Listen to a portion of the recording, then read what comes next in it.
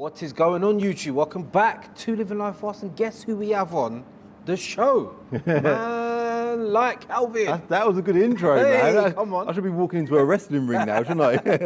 How you been, man? Yeah, I've been all right. All good? All good, mate. All Yeah. good. So first time at the unit, first Mate. podcast style video as well. Yeah. Podcast. Like, this is like quite a common thing at the minute. Like a few people. Yeah. I'm sure you've had people reach out to you Mate, to get. it's ridiculous. Like the whole world is doing podcasts. You can say at the moment. It's a good thing right now as well because you can do it from like social distancing. Yeah, exactly. And I'll be honest, I don't even know what I'm doing. Obviously, I rang you time ago about doing a podcast.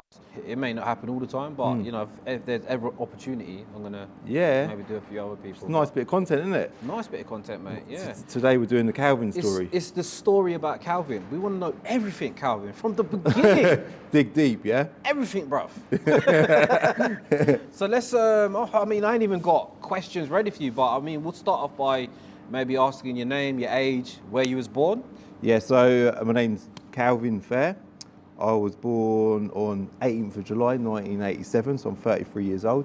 Should I be looking at the camera? Maybe not. Mate, it's all right. Do you, bruv? I was born at Luton Dunstable Hospital, obviously Luton. Born and bred in Luton as well. My mum's family, you always say to me, Calvin, you black? People message me all the time. We need to work this out. Like, what is the coup? Like, So basically, there is no, well, actually, my little brother had one of these DNA tests once. right. And apparently we've got like 10% Nigerian in us. Okay, there But we have it. there we go. So there's my little dose of black. But my dad's family are German, hence the surname Fair, F-E-H-R. Yeah. And my mum's family, they're from Holloway in London. So they're both white. Yeah. And You've definitely got some, bit of tinge. African American features. Yeah, man. yeah. Yeah, I get that all the time. But so you black then, yeah? So yeah, my claim to black fame is 10% Nigerian. Yeah, cool. Do we go family or do we skip school? Like, what was childhood like? Childhood was probably quite a negative time of life, if I'm honest. Yeah. I know everyone's had like bad upbringings or whatever, and we've all got opinions of what's good and bad. I suppose for me, well, I'm one of 5 brothers. Mum and dad split up when we were 5 years old. Yeah. Probably for the best because the relationship was it was a bad relationship. Yeah. So I grew up single mum, 5 boys. It was a lively household, as you can imagine. Yeah. 5 brothers, you said? Yeah, 5 of us. That must have been a madness. Yeah, it was crazy, man. And then my mum was not in and out of different relationships. She met a couple of guys. Yeah. One of them in particular was one of your world's finest dickheads. Okay. Literally, but that aside, moving on from there, I ain't going to go into no detail about my childhood. It was a bit of a negative time, but we had basics, we had like, mum taught us like routine, like brush your teeth in the morning, fresh clothes, breakfast, lunch, dinner. I was going to say, food in the fridge, yeah? Food in the fridge. Food in the fridge, okay. Ghetto netto. What food? So all of that, so from that point of view, my mum smashed it, man. It was a tough time for her. You can imagine being a single mum. Yeah. Dad was sort of on and off the scene, had a little bit to do with him. And that was pretty much it. Later on down the line, my home life definitely affected my school life. Okay. So during school, I was pretty good. Good boy, yeah? I wasn't a good boy. I wouldn't go as far as saying I was a good boy. Do you know what? I was decent. I was a good lad. Definitely a good lad, yeah? When I got to like 14 years old, year 10, year 11, my school just went downhill massively. Like it was just, I'd done 9 GCSEs. I think that's quite a standard thing back then. Yeah. And I just got kicked out of one by one. Kept getting kicked out of them. Right. Ended up doing 2. So I was allowed in 2. Why was you getting kicked out? What was you doing? Because I was just a bit reckless at school. I think I liked playing up. I liked bullying, man. Yeah. No. I weren't like that. Calvin's in. No. I weren't like that. I think I don't know, man. I think I was just a bit of a class clown. Used to play up a little bit. I used to get a reaction from teachers.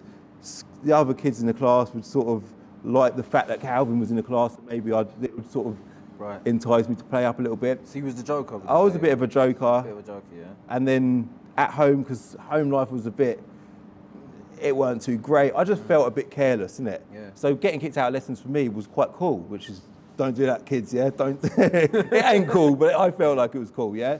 I then got sent to a school in Luton, which was like a school for expelled kids. So all of the kids in the town went to this school in the centre of the town, and it was all right, man. It was like it was like being at home, loads of reckless kids at home, and I'm going to this school, there's loads of reckless kids at school. Did you complete school? Yeah, so I went back to, so I went to Leland's High School, by the way, in Luton, and I went back to do two GCSEs, maths and English, and I got a C in maths, a D in English. Not bad. That was all right, wasn't it? It's all right. We need to do one of these videos on you. I want to know about your GCSEs. We've got to leave that. What did you do straight after school? Did you go to college or anything? Yeah, so like, even during school, I always loved doing a deal. There's always stuff going on. I'd always want to do like, I'd buy and sell. Back then there was the loot and the free ad paper. I'd go in the loot, go in the free ads, look for cheap mobile phones or just cheap. I was always into gadgets, BMXs, mountain bikes, whatever I could get my hands on to just go and buy locally, flip and try and earn a little profit. So this is after school, This was during school, I'd say. School, yeah. And well, even going after that. So me and my brother Leon, both like cars, both sort of close in age. He's 4 years above me. Yeah. He was driving before me. Our first car we ever bought was an Astra GTE. Okay. 16 valve, quite a nice thing. Nice. That's your kind of car, isn't it? You had one not long ago as well, didn't you? Yeah, white one. Yeah, nice car. I think this one was gold. Digital dash, right? Digidash, yeah. And I think we paid 350 quid for that car. Wow. We chipped in £175 each, which was obviously quite a lot of money for us at the time. Yeah. And that turned. I can't remember what we sold it for. I reckon it was about £500 or £600. Yeah. So a little profit. Right. So this is after school. This yeah. was You're now buying probably cars. about 16. Yeah, I would say about that. That's the first car I ever bought and sold. But what got you into buying cars? Where's the previous? Was it just you was into cars, or you just wanted to hustle, make money? Always loved. Like we all love making money, and I think doing a deal, it's kind of similar to YouTube. You know, you get that dose of dopamine all the time. You do a deal, you feel rewarded. Yeah. The more deals you do, the more rewarded you feel. And car trading gives you that daily. So you're constantly buying, selling, or even improving on the cars that you've got. Your stock's getting prepped for sale and that type of thing. So you're constantly making progress or achieving. So I kind of liked it. And obviously I love cars as well. So it was, hand in hand. So you've been trading, and how old are you now? Sorry, you say 30? I'm 33, so I'm 33. 34 in July. But I haven't been trading since I left school. So before that, you had a car wash as well, didn't you? Or yeah. there was So some sort of... when I left school, obviously 16 years old, we lived next to the industrial estate where Imran's place is. Yeah. So I literally lived across the road from where Imran's unit is now. Yeah. And I just went over the industrial estate during the school holidays, so literally after my GCSEs, dropped off my CVs, got a phone call from a Windows factory, right? Weren't me, but it was money, right? I'd done 2 weeks there. That was my first job. They paid me, I think it was after tax, 98 quid a week. Jeez. So it was just rubbish. I thought, what am I doing here? I went from there to doing floor laying, which I actually quite liked. For John Lewis, it was quite a good job. I ended up buying my own van, doing it for myself, driving in and out of London every day, like fitting floors. I then done a carpentry course at college, MVQ level 2. Right. That's my little claim to, what do you want to call it? Yeah, doing something properly. Well, you've been basically, like you're saying, so from school, you have been working by yourself. You've not kind of been under... No, literally my only job really was that Windows job. And I'm saying that, I suppose doing floor laying. I did become a self-employed during floor laying. But yeah, I've pretty much just done my own thing. You don't know any different, really? Don't really know any different now. Even in the building trade, I was just from sort of job to job. That's just the way of the building trade. Yeah. And then, 2000, what year was the recession? 2007, 2008. So I would have been about 20 years old. My brother Leon was an estate agent. I was obviously in the building trade. First things to get affected was houses. So our work was due to end. Yeah. Or it was looking gloomy for our future. Leon was like, should we set up a hand car wash? He found a site local to where we live in Dunstable, and it was in a pub car park. Seemed a bit like a bit of a punt, but there was not much else going on. So we sort of got on board with each other and just, And this is your brother Leon, My brother Leon. So let me just quickly go through my brothers. My oldest brother's Aaron. He's in the building trade as well. Yeah. Leon is the one who I've got the business with now. Curtis is below me. He's a web developer. He's sick at what he does. You'll probably talk more about him in a sec. And then Jerome is my youngest brother, who also works with us now as well. Yeah. And then after my parents split up, my dad had triplets. I've got Lara, Karina and Tyrone. They're my younger brother and sisters. Triplets, yeah. And then my mum remarried later on in life to Paul, who's my stepdad now. Yeah. And Millie is my youngest sister. So there's actually 9 of us. Yeah, 9 of you. 9 of us in total. Wow. So yeah, me and Leon set up this car wash, and it was it was a hand car wash in a pub car park. We didn't have loads of money.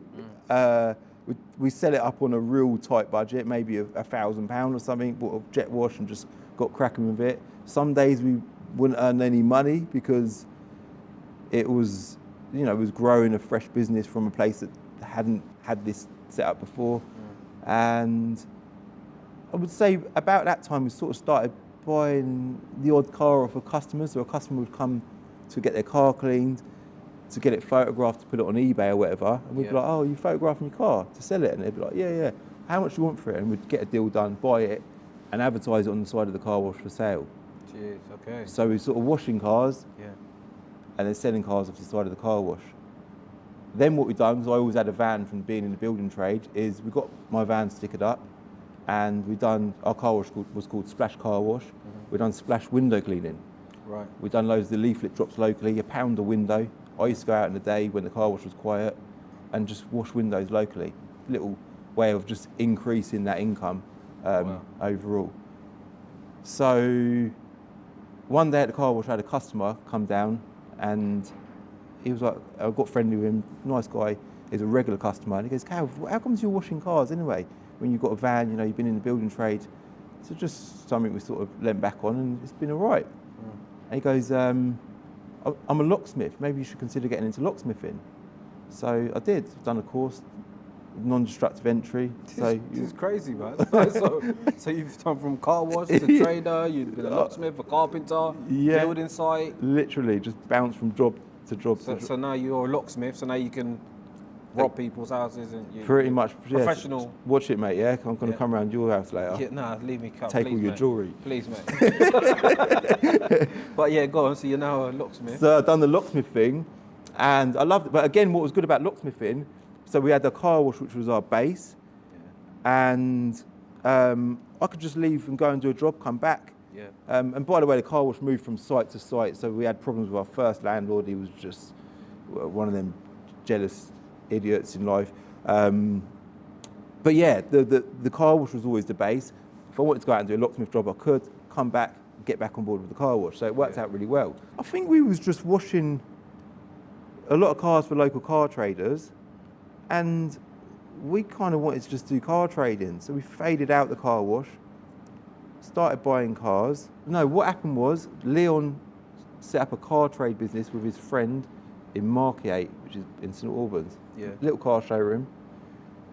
And it didn't go to plan, didn't work out with him. They were there for about a year. There then became a showroom available, which was about half the size of this unit. You could get maybe 5 cars in it. It weren't great for selling cars, it was too small. But it was a nice presentable unit, and it was set up. So me and Leon had a chat and said, look, let's just get on this together and start car trading.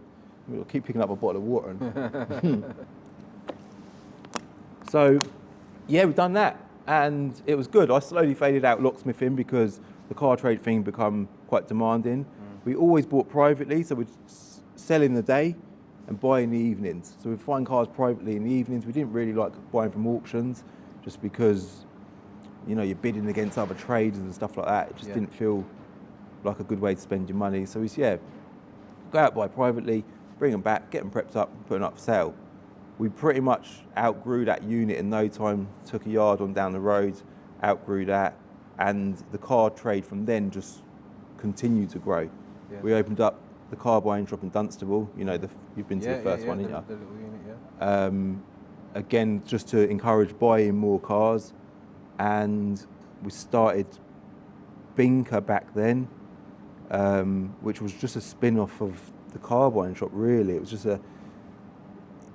I think even back then we didn't even brand it as Binker. It was just can't even remember what it was called, but basically just grew from there. Right. So from there onwards, our buying kept growing, was buying more and more cars. The yard space that we took on was too small, so we kept outgrowing yards. Yeah. We moved from one place to the next to the next. We then opened up our second car buying shop, which is in Todderton at the garden centre, which you've seen.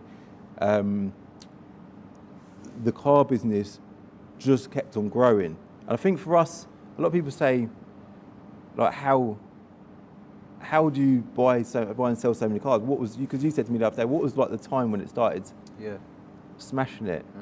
And I think it just grew. It was just such a progression over the years that year on year we just kept growing. So how many cars do you have today? So we've got about 150 cars now. Wow, man, that's and crazy. It pretty much started back at the showroom when I was a locksmith. I had my Transit, which I paid 1,400 quid for. And Leon had a Golf VR6, which he sold for £600. So we literally started with that Golf VR6 back then, and we haven't had any handouts. We've had no one give us anything. We've just you're self-made. We literally just grafted ourselves. I think our childhood, like, we didn't have much when we was kids. Our clothes come from charity shops, that type of thing. We didn't have. It's interesting for people to hear this because, you know, when you do see YouTubers, the common story is like, yeah, mum and dad threw money and this happened, sort of thing. But yours is, like you say, you've explained your whole story. It's from the ground, basically. And I think one of the motives me doing this kind of video is to show people, me and my brothers, one thing I've had is I've had good family around me, right? Yeah. And that is important. But that aside, I think if you've got a good mindset and you are hashtag on it, which I say all the time, which sounds a bit cliche. Yeah, you didn't even bloody mention, man. I know. Like, how sick is that? Like, anytime I say on it, it's like I feel like I'm just catting you, basically. Like, I feel like I can't say it anymore. Like, man literally owns that word. But that's one of Calvin's my little sayings, isn't it? Like, hashtag on it. But it's funny because, like, genuinely that word, that saying is in my mind all the time, because not that you're not born on it, you know. It's not something you're born with. But for me, I constantly tell myself I need to be on it. I don't make excuses for nothing. I want to keep moving forward. I want to keep making progress. And this is, and sorry to cut in, I've said it to you many times off camera that I'm what you class as like a superhuman, man. Yeah, like, you say this all the time. Yeah, no, honestly, this guy's a superhuman. Like, he can do like 10 things at once. Like, you see me, I tunnel vision on one thing. There's a few superhumans around, but you're definitely one of those. Like, no, seriously, like, I have to respect it, like, because, you know, you got a, you know, online it seems like you've got a happy family. Yeah. You know, you're doing your car trading. You're also doing YouTube on top of, like, what the hell? Like, how are you doing YouTube on top of that? Obviously, YouTube's a side thing for you, right? It is a side thing, but as you know, it's something that is massively demanding. Like Instagram, YouTube. But again, going back to that dopamine. Is it dopamine? It's enjoyable. 100%. You get that achievement. So when my subscribers are going up, I'm getting views. You know, I'm getting positive comments and positive feedback.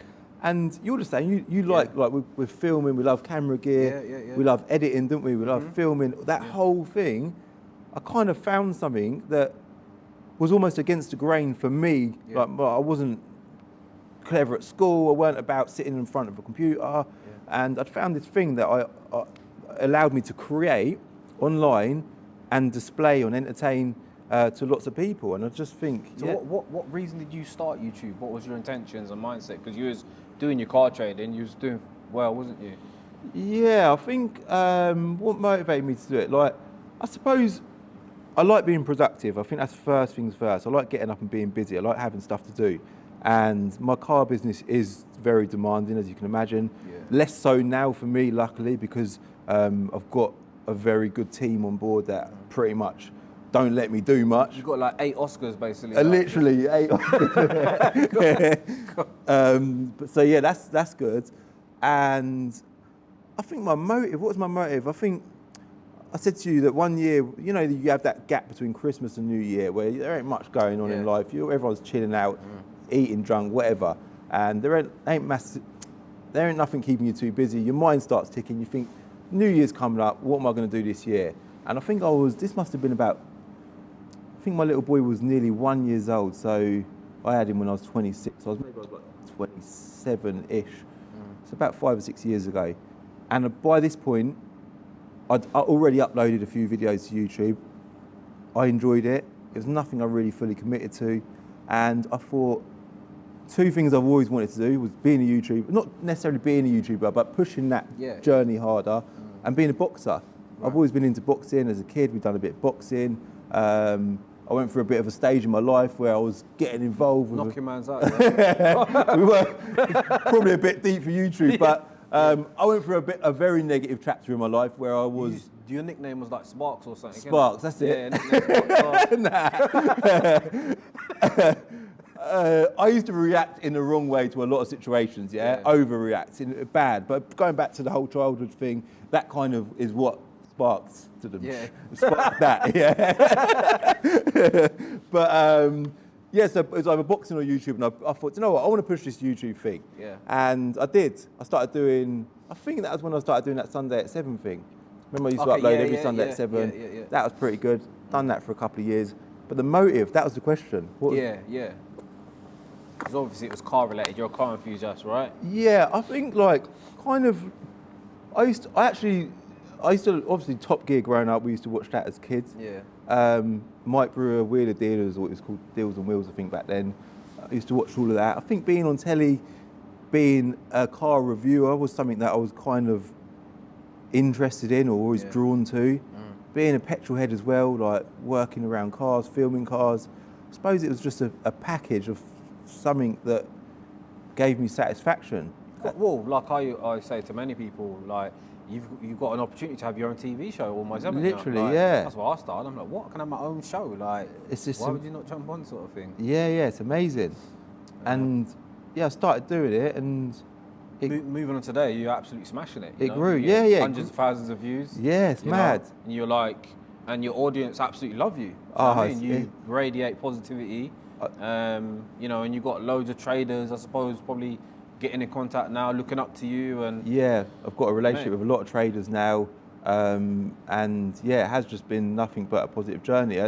Back when I started, I used to go to like car shows, like the Sharnbrook was a place I used to go to a lot, and I had little cards made up. I even had Calvin's car diary hoodies made up just to try and get that name out there. So I used to go to the car shows, meet people.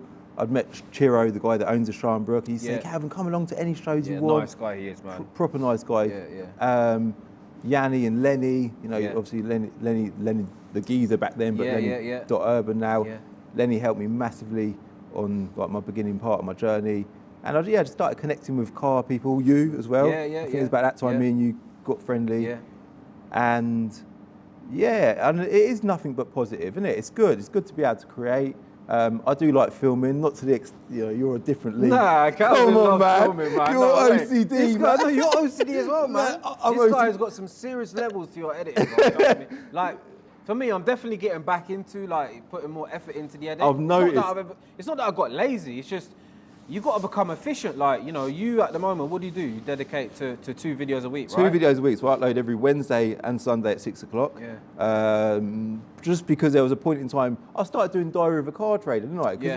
There was a time where I was struggling for content, trying to do car reviews, which is what I kind of used to do.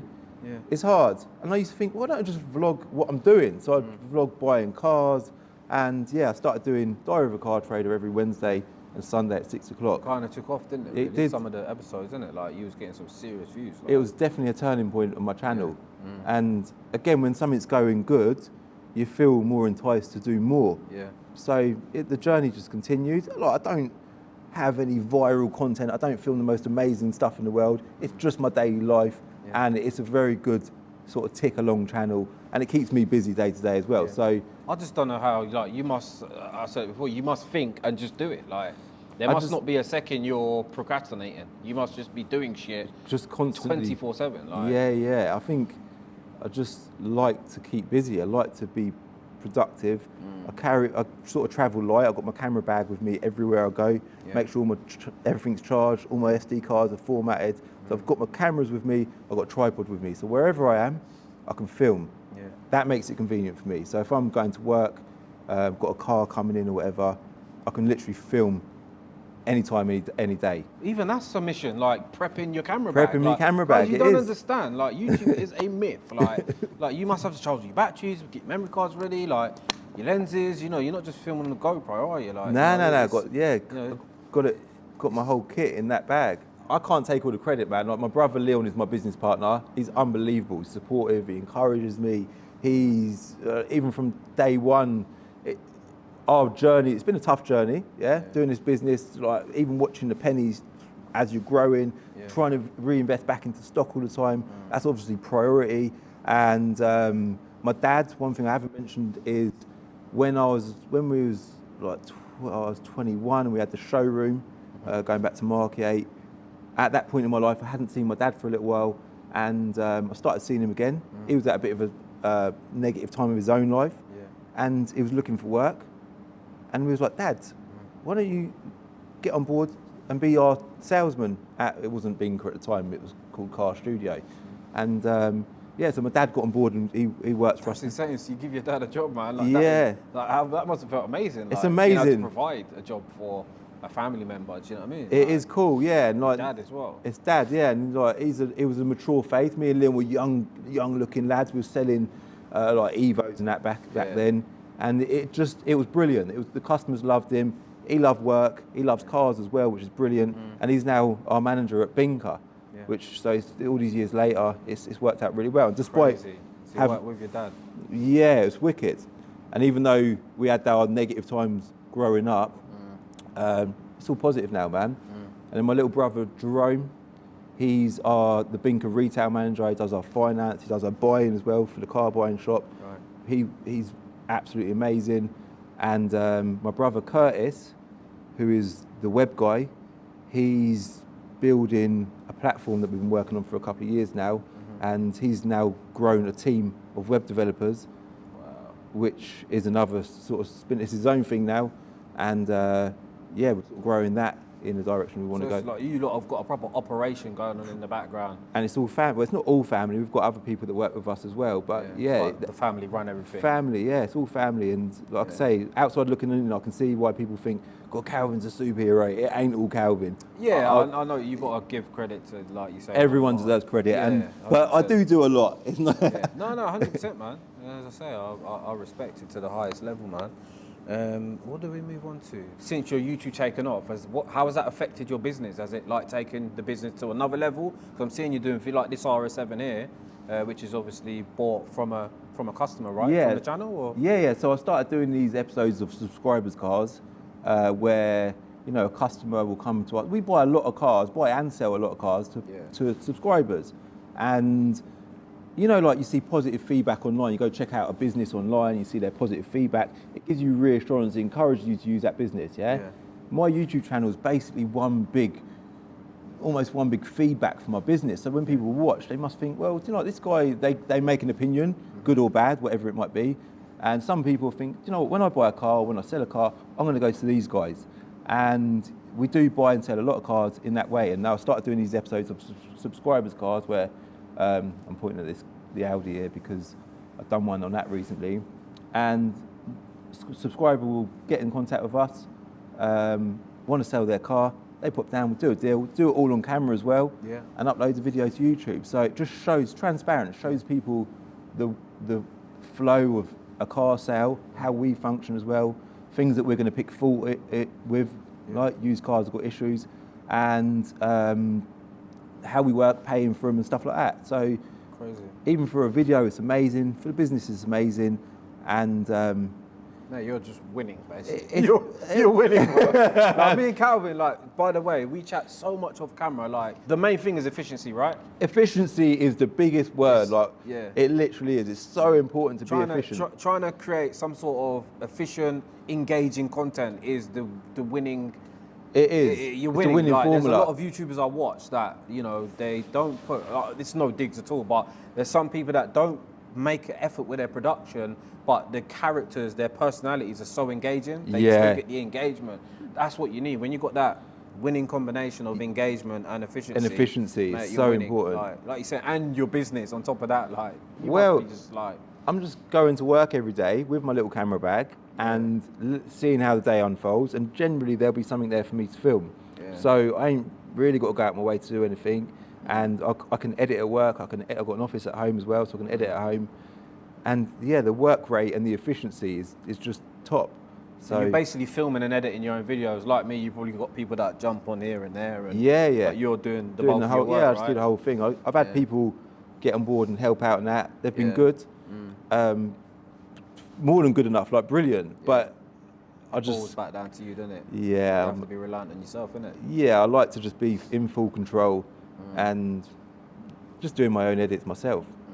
So, yeah, man. I noticed you got your Nathco jumper on, so do you want to explain for people? Yeah. So, Nathco is basically a brand that was about in the 90s. It's massive for those that are sort of our age upwards, will probably remember it. And it was a cheap market brand, basically. Very popular. A lot of, like, council estate kids would want to wear it, or would have bought it from... I'm fully aware of it. Yeah, I can remember. You said you remember it, didn't you? Yeah. And, yeah, it was... a brand that a lot of people wore. I don't think I ever had it as a kid. I doubt it, because probably couldn't have even, I don't know, I wouldn't say we couldn't afford it, but it was going out on a little clothing spree, shopping spree. It wasn't something we would ever do, right? Yeah. It was a brand that I always liked, always found it cool. And then later on in life, we managed to track down the owner of the brand. It had never been online. It had always been just, like I say, a market brand. And we managed to buy the brand off him, and we relaunched it about 18 months ago. And yeah, now I'm sat here wearing the brand that I wanted to wear when I was a kid. No, it's sick, man, honestly. And I remember when you dropped the post, I was like, what? No way, Calvin. Like, that's what I mean. You're just on, so like, what else do you do then? So you do the cars, you know, like you say, you bought a clothing brand. Property is something I've always been interested in. Always done a lot. I bought my first house when I was 18. Obviously, Leon was an estate agent, so being involved with property was always really available. Yeah. Back then, you could literally buy a house with no money, like deposits were 3%. You could get a loan for your deposit. I bought a house with no money. My first house I was skint, and I bought a house and I flipped it, earned a little bit of money out of it, and the recession kind of ended that chapter there. But yeah, property is something I've always been quite interested in, and we tend to, just as a bit of a rule, just whatever you're doing, do it within what you're already doing. So for me to launch a clothing brand, it wasn't too difficult, because promoting it through social media, it's an extension of what, it's almost an extension, of what I'm already doing. Trying to do things out of the ordinary or out of your daily life is quite difficult. So we try and keep everything car related, like the car buying shop. What else do we do? I'm trying to think what else. I like doing deals, you know. I'll buy and sell anything on the side. I'll buy and sell... weed.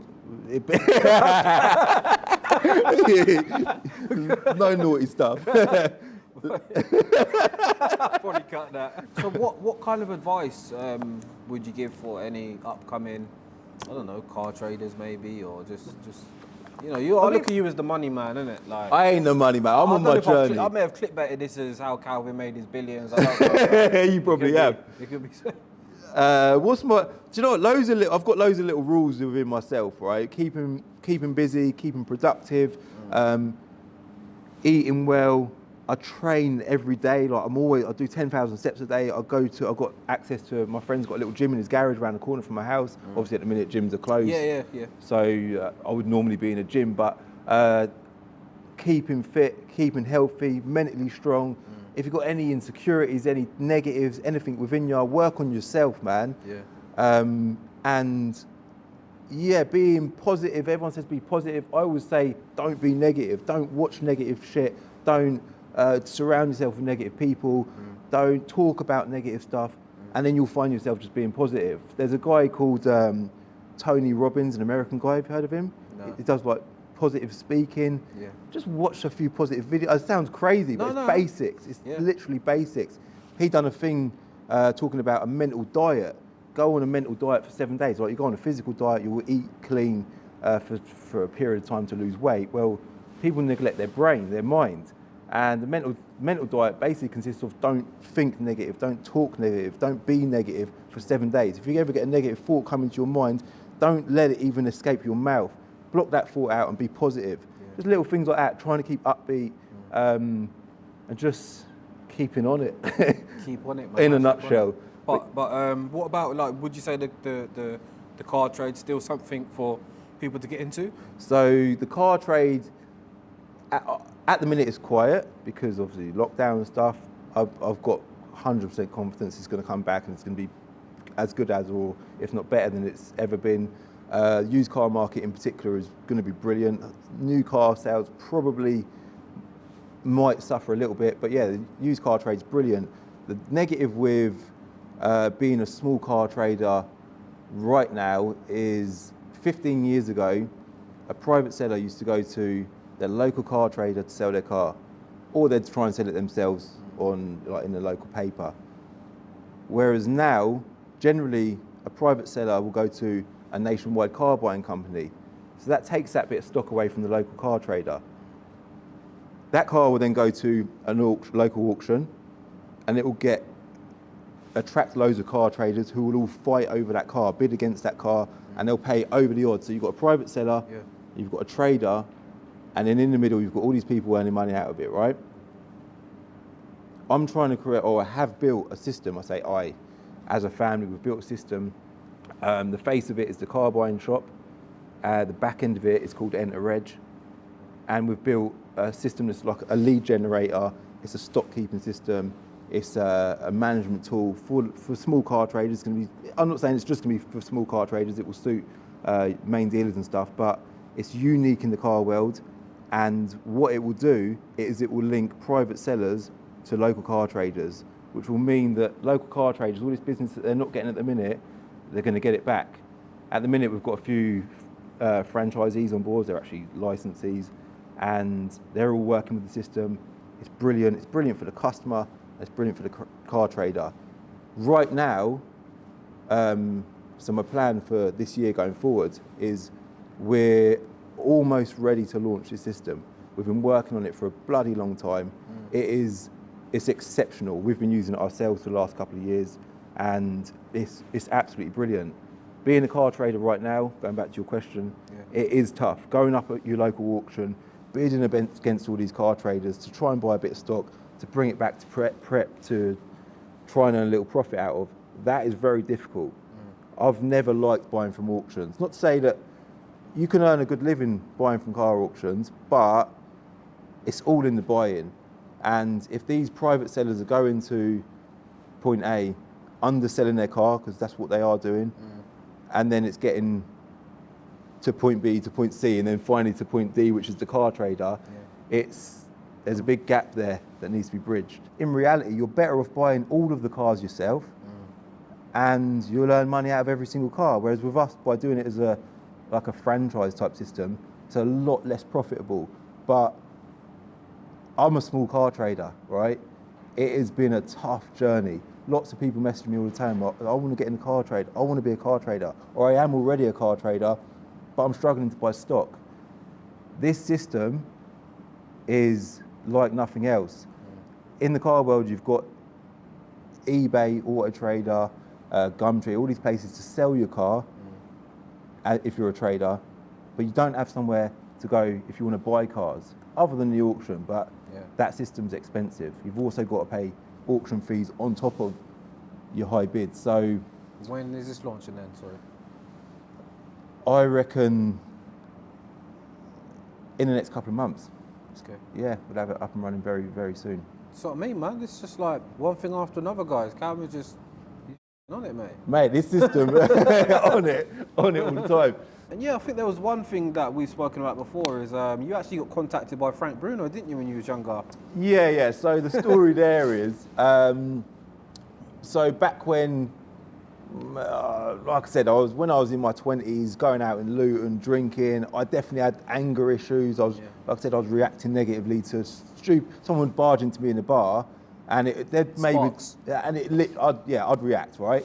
And it was quite bad. Like, in my mind, I was in quite a bad way. I was just like full of rage everywhere I went. On the roads, it was a bit of a problem, and it all stemmed from my childhood, right? And at the time, Frank Bruno, bit of a role model. He's obviously a boxer. Kids our age, would definitely look up to him. He had a little shiver there, man. His clothes were I know, man, trust me. It all looks good in that, guys. Like, fucking hell, it's cold. Them not at home ain't bothered, are they? No. Frank Bruno was doing a lot of positive stuff on the news. He done like a Piers Morgan thing about mental health. He obviously had bipolar. He suffered a lot in his own mind. And is that all good, Oscar? Yeah. Stop. Don't lie, bruv. Oscar, make sure you've got this. And yeah. So he's talking about. He's been quite open about his own mental battles, and at the time I was going through my own mental issues, and my family were concerned about me. My mum said, Calvin, you need to go to doctors, go and have a chat with a doctor. And I was like, all right, I'll go and see the doctor. I went to see the doctor. Doctor gave me antidepressants. I got home, I thought, fuck that. I stuck them in the bin. Didn't take them. For me, that was a step backwards. I wouldn't go as far as saying I was depressed. I was just angry. Yeah, I was just an angry kid. And but I knew I had an issue, right? I knew it was something I wanted to sort out. One time I would say I took a bit of a bad turn maybe. It turned into quite a big nasty incident. I ended up in hospital, and following that, like my family at this point are probably quite concerned, yeah? Leon, what's the best way to tell the story? The best way to tell the story is one day I got a voicemail on my phone, right? I had a missed call, thought I didn't know who it was, random number. See the voicemail pop up, I checked out what the voicemail was, and it was Frank Bruno. Crazy. And I was like, it was a shock. I was thinking, what the hell? Like, he lives local to us. He lives Leighton Buzzard, or just outside of Leighton Buzzard, which is not too far away. And he's like, Calvin, it's Frank. Your brother Leon's just popped round to see me. You need to sort yourself out. Make sure you give me a call. I need to have a chat with you. I need to tell you a few things. So I was like, this is random, man. So I picked up my phone. Frank Bruno, yeah. So I rang him back up, and he was like, Calvin, listen, you're going to be fine. Because my family, we thought I had bipolar, innit? We looked at him and we thought, well, maybe I've got similar things to him. Obviously, I've over whatever my anger issues were then. I'm fine now. Being level-headed is what I'm sort of striving to be. And Frank basically said, in a nutshell, he said 3 things. Calvin, eat healthy, get in the gym, and keep busy. Which, like I said earlier, they're genuinely they're things that I try to keep on top of all the time. And he said, I'm going to ring you next week, chase up, make sure you're all right. And they'd done a little follow-up call a week later. And a few good things happened in my life at the time. At that point in time, had that chat with Frank. I met my missus at the time as well, who was, she was an only child. She's Polish. Her home life was always nice and everything was all good. She lived a very simple life. So for me to get in a relationship with this girl and give her a complication, I weren't about that. Right. So that kind of helped me get on track as well. I had my little boy. My business was all going well. I had a lot of positive stuff going on, yeah? And all I had to do was get on my mission in my mind to get level-headed, and I did. So that was kind of a turning point? Yeah, massive turning point. 100%. So I reckon I was about 24 years old at that point. Yeah. Frank might be ringing back for some dough, bro. Yeah. Like, yo, Calvin, remember that call? Remember that call? Yeah. Calvin, you owe me, man. It's big laugh. That's how you laugh. Literally, yeah. I know you've probably skipped out a lot of bits and stuff. You flipped everything and you're kind of winning, man. Yeah. Like for me, the main thing is you look happy. Yeah, mate, nothing's put on, like, you know. No, genuinely, like, I'm happy all the time. Like, I think when you've been through shit in your life, it's a blessing, man. Like for me, I'm lucky. I've had a rocky journey through life, and I say that, but I know a lot of people watching this have also had a rocky journey through life. Yeah, but everybody has their own levels. Like Calvin takes it as Calvin. Yeah. You know, it may be 100% stress for Calvin. Do you know what I mean? The reason I'm happy is because I appreciate things. I'm full of gratitude, man. Like I am happy because I appreciate how things have gone for me. I'm still on this journey. You're constantly learning about yourself. You're constantly trying to improve yourself, constantly trying to achieve and progress and enhance on everything around you. And it's going well, and I'm grateful. Like genuinely, I wake up I feel grateful. Things are really good for me. Yeah, man. I think you should be proud of yourself. Yeah. You know, everybody's tuned in, watching. You know, you got What, you coming up close? Is it 150? Like 100, yeah, 120,000 subscribers, and like, love to my supporters, man. Like, everyone is so on side. Like, I read through all my comments all the time, and it is nothing but love. So again, gratitude, massive gratitude for everyone that supports my channel. So Calvin, let's end it on maybe plugging yourself. Yeah, where so can people find you? yeah, for those that have never seen me before, my name's obviously Calvin. My Instagram and my YouTube is Calvin's Car Diary. It does exactly what it says on the tin, really. It's literally the diary of a car trader, and it's my car diary. So yeah, Ricky will try and remember to put my links in the description. No, I'll leave them, man. Yeah, I'll leave all your links in the description. And yeah, guys, man, as I say, we'll try to maybe do some more of these in the future. Whenever there's a spare second, we'll try and get another guest on. Yeah, I'm going to end it there as always. If you enjoyed it, please hit the thumbs up, subscribe if you're new to the channel, and see you next time. Bye. Sick, man. Smashed it, bro.